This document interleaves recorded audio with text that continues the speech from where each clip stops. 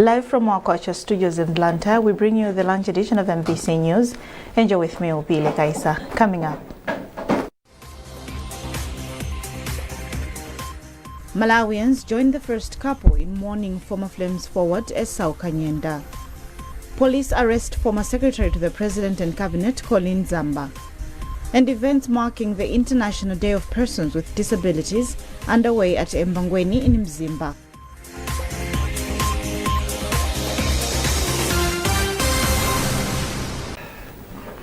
President Professor Arthur Peter Mutharika and the First Lady Professor Gertrude Mutharika have expressed grief at the sudden demise of former Flames forward Esau Kanyenda. President Mutharika described Kanyenda's death as a big loss to the country. In his message, the Malawi leader said Kanyenda's death has robbed Malawi, a man who devoted his energy to raising the country's national flag high across Africa and Europe. At the height of his career, Kanyenda played a pivotal role in securing Malawi's qualification for the Angola 2010 Africa Cup of Nations. Meanwhile, former Flames midfielder Fisher Kondowe has described late Esau Kanyenda as a true legend who dedicated his life to football. Kanyenda died of liver cancer on Tuesday. Speaking to MBC, Kondowe, who played with Kanyenda, said Kanyenda was a talented striker who broke the record of being the first Malawian footballer to play in UEFA Champions League. Kondowe explains. Well, now what I can say, Mamba was my little brother, and the way we were, I was staying with him. It was a thing that even what has happened, I can't believe it, because the way I was talking to Mama, each and every time, if I had a problem, he had a problem, he would tell me whatever what is happening. So about his illness, he told me that he had a stomach problem, but he didn't tell me about the cancer until yesterday when I heard it on the Facebook, him telling people that they are found with cancer. It's when I knew that something wrong. And the time I tried to communicate to him, I talked to his brother, the one who was telling me that Mamba is gonna call you. Until today, Mamba didn't call me, and Mamba is gone. I was thinking that in future maybe I will coach together with Mamba, but the way things are going, I can't say anything. It's in God's hands, so I can't say anything. Esau, he was a great striker. I played with him for a long time at the national team, even at the club. Although he was playing for Wanderers, but we could communicate like brothers. Whether there's a derby, we will be together on Friday, but on Saturday we will be enemies. After the game, we will be friends again. And Football Legends Association of Malawi has also expressed shock with the demise of Kanyenda. The Vice President, Dr. Jane Ansah, has warned officials involved in distributing food and relief items to hunger-affected families to avoid corruption, stressing that anyone caught will face the law. She issued the warning at Nsanja Adma ground, where she led the distribution of food and essential supplies to over 26,000 affected households, where Cecilia Stira reports. At the launch, the country's Vice President, Justice Dr. Jane Ansah SC retired, stressed that the declaration of state disaster in the country was meant to speed up nationwide food distributions, saying government did not want affected families to wait any longer for support. She commended local and international organizations for their swift response, saying their partnership is crucial in reducing the suffering of hunger-stricken communities. The response has been good. We have received the support both from within Malawi and also at international level. That's why today we are here, because of the assistance we have received. The Vice President also warned against abuse of the program, urging beneficiaries to report any malpractice and stressing that the law will deal with anyone who takes advantage of vulnerable families. Anyone who receives this maize and sells to anybody, especially the vendors, the law will take its course. Both the seller and the buyer, they will be brought to book. For many families, the intervention comes at a critical moment. Justice Dr. Jane Ansah later presided over the ceremonial distribution of the food and toured a warehouse to inspect and verify stock in readiness for onward distribution. More than 26,234 households in Msanje are expected to benefit. Each household will receive 50 kilograms of maize every month for 5 months, plus cash transfers from partners including the Red Cross, CARD, Concern Worldwide, and JEFOP.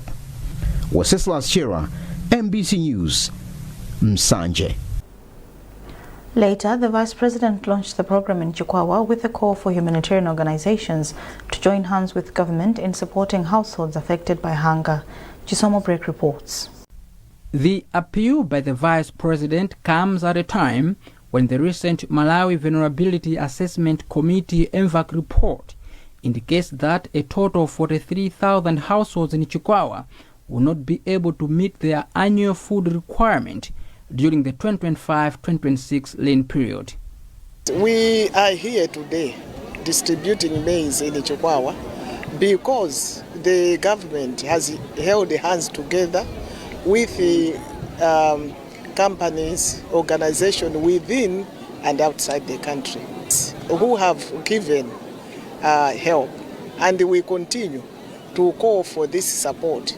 Because the people that are affected, the 43,000, it is only Chikwawa.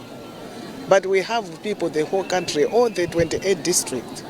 The people that are affected, they are 4 million plus. So we need more maize, more food to distribute. The Vice President further advised people living in disaster-prone areas to move uplands to avoid emergencies as the country continues to receive rains. We should always be prepared for any negativity if it comes. So we will not allow the people to be where they know it's an area prone to disaster. We are asking them, because this is what happened last year was not for the first time or the second time. So people know the areas that are easily affected. We are asking them to move to safer places so that should we have floods this year, they should be safe. Their property should also be safe. During the launch in Chikwawa, Dr. Ansah distributed maize to some of the affected households, including one Nelia Langton from Group Village Head Migano. Langton hailed government for responding swiftly to the food shortage situation. Before launching the initiative, the Vice President, Dr. Jane Ansah, stopped by at Kapasule village in the area of Traditional Authority Katunga and shared some households affected by last week's stormy rains there. This is a direct intervention by government following the recent Malawi Vulnerability Assessment Committee (MVAC) report that indicated that over 4 million people are food insecure in the country. Chisomo Break, MBC News, Chikwawa. Meanwhile, Vice President Dr. Jane Ansah is currently in Zomwe for a similar exercise. In a related development, about 26,500 people affected by hunger in Ncheu have been assured of food assistance from government. Speaking to MBC, Disaster Risk Management Officer for Ncheu, Walusungu Mafulira, said the assistance will also extend to those affected by stormy rains in the district. According to Mafulira, the relief food assistance will run up to the next harvesting season. Mafulira speaks to our reporter, Charles Pensulo. Basically, just like another district here in Malawi, we have been hit by issues of stormy rains, where we registered cases in Mawanga, where about 257 people also were affected, and because of these people lost some of their household utensils as well as food items. So we also thought it was that people should be given food under the Rain Season Response Program. As you can see today, that will be targeting the 26,139 people who will be beneficiaries under this project, and they are supposed to benefit from this project for 3 months. Yeah, so basically here in Ncheu, year in year out, we experience issues of dry spells. So because of dry spells, people, they actually tend to have like low harvests each and every year. So because of that, people, they experience issues of hunger almost every year. So that is why we have this problem of hunger almost every year. So obviously they will be served in the sense that they will be given food items to cover for the lean period where they will not have adequate food to cover for them. Police have confirmed the arrest of former Secretary to the President and Cabinet, Colin Zamba. Zamba was arrested at Kamuzu International Airport in Lilongwe. Our reporter Lonjezo Msodoka explains. Yes, we talked to the National Police spokesperson, Lyle Chintembo, of which he confirmed that indeed the police have arrested former Secretary to the Office of President and Cabinet, Colin Zamba. But he did not disclose the reasons to the arrest because he said investigations are still going on. But he said the arrest took place at Kamuzu International Airport in Lilongwe. So I think that's all I can say as of now. That's according to Lyle Chintembo, who is the National Police spokesperson. Remember, you're watching the lunch edition of MBC News. A reminder of our top stories.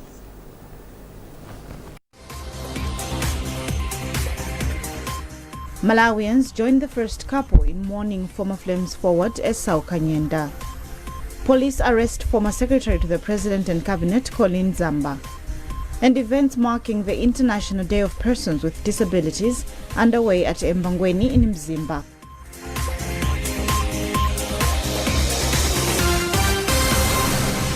Cash Yapheka Jackpot on NBC TV1.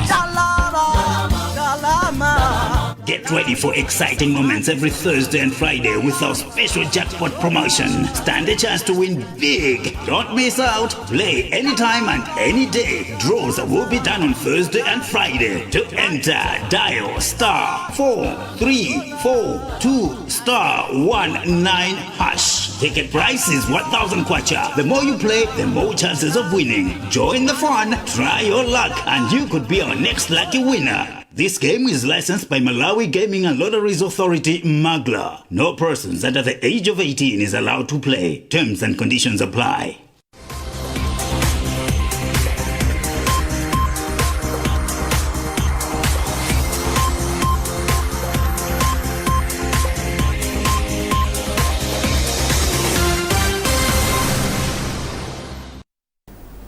Welcome back. The International Day for Persons with Disabilities commemorations are underway at Embangweni in Mzimba. Our reporter there says the day started with Minister of Gender, Children, Disability and Social Welfare, Marina Vicha's visit to Embangweni School for the Deaf. The minister toured classrooms and workshops where learners and teachers showcased their skills and shared their experiences in various fields of expertise. In her remarks, Navicha emphasized the need for inclusive education and equal opportunities for all persons with disabilities. She also encouraged communities to break barriers and support the learners so that they can fully participate in society. The minister donated maize flour and soap to the school before joining a solidarity march from Embangweni Trading Center to Kavira grounds where the commemorations are taking place. The Federation of Disability Organizations in Malawi, FEDOMA, and several other institutions are taking part in the commemorations under the theme, Fostering Disability Inclusive Societies for Advancing Social Progress. The Ministry of Education, Science and Technology has condemned the vandalism of school property by students in some schools in the country. Minister responsible Brighton Saka described the incidents as regrettable, emphasizing that such behavior must be curbed, especially now that the government is making significant investments in educational infrastructure. The concern follows reports that students at Chulu Community Day Secondary School in Kasungu District allegedly set fire to the school's office and several classrooms on Sunday, 13 November. Msaka explains. That is extremely regrettable. It shouldn't happen. We invest a lot of government resources to build the schools, and then you find that on the flimsiest of excuses, children destroy that infrastructure, and then they have nowhere to study and or to learn. So this is regrettable. It must be avoided. We will ensure that where we identify the culprits, adequate punishments are meted out to ensure that we make an example of those that do those things so that others are deterred from repeating the same. We would like to make sure that there is school infrastructure within easy access of the communities in Malawi. And effort will be frustrated if you have people burning schools as we are building some. So I would like to assure you that we will take that matter seriously and ensure that people that are guilty are punished. Parliament has passed two bills, namely the Taxation Amendment Bill and the Value-Added Tax Amendment Bill of 2025. Speaking after adjourning the House, Leader of the House, Japi Mhango, said these are measures that aim to help in redeeming the country's economy. Margaret Mapando has details in this report. Speaking after passing two bills in Parliament, Leader of the House, Japi Mhango, said the bills will help government begin to recover economically. He justified that the economy was devastated by the previous government. As such, they need to bring measures that are going to help in redeeming the economy. Most opposition members of Parliament voiced their objections to the proposed amendment. However, the Leader of the House reassured both the legislators and Malawians that the bills are intended to serve the nation's best interest. He stressed that if they allow the economy to further collapse, the consequences would be unimaginable and would affect everyone. Other countries may think that they are punitive, but they're not. There is good with those bills. The intention is very good because if we allow this economy to collapse, everybody is going to suffer and suffer unimaginably. So we have to introduce measures that may appear punitive, but at the end of the day, the same Malawi that will smile because of the outcome that will come out of the two bills. Parliament has passed the Value-Added Tax Amendment Bill, which, among others, increases VAT from 16.5% to 17.5%. The House also passed the Taxation Amendment Bill that aims to introduce levy on mobile money and bank transfers and amend pay-as-you-earn and personal income tax, among others. The House has since adjourned to Wednesday afternoon. Margaret Mapando, MBC News, Lilongwe. Mbelwa District Council has appealed to organizations working in the district to incorporate water, sanitation and hygiene elements in their projects to improve access to safe and potable water and sanitation services in the district.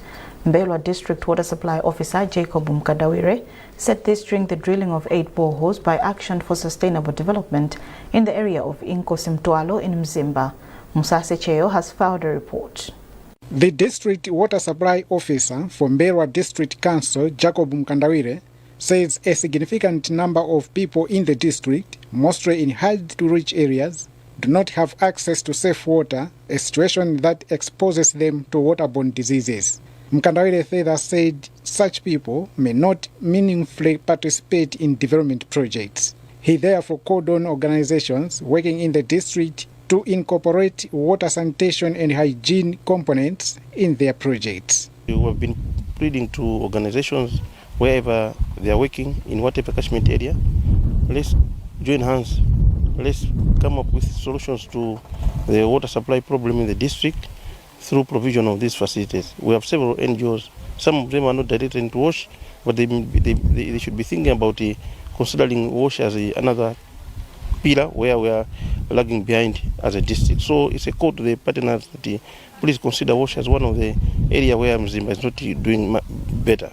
Executive Director for Action for Sustainable Development ASUD, Thomas Ngwira, whose organization has donated 8 boreholes to communities in the area of Nkosimtwalo, says in addition to providing access to safe water, families will also use the water for backyard gardens and providing the same to their domesticated animals. We want them to use these boreholes to make backyard gardens, care for livestock, make sure that the fruits are well taken care of, and at the same time their health should be well taken care of in terms of a reduction of diarrhea diseases, waterborne diseases.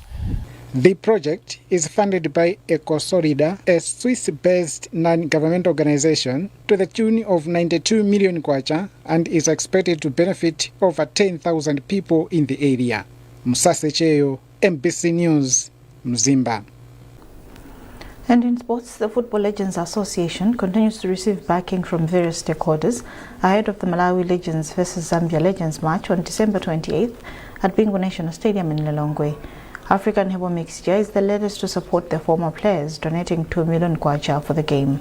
The company's head of communications, Dan Chemisi, says they are committed to supporting current and former players.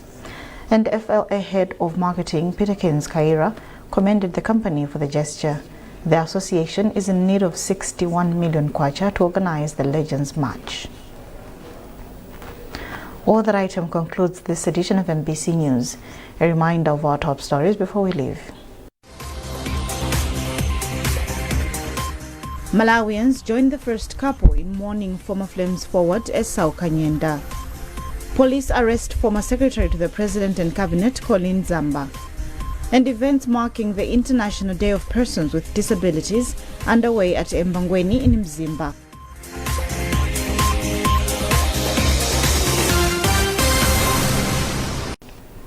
For more on these and other stories, visit our digital platforms by scanning the QR code at the top right corner of your TV screen.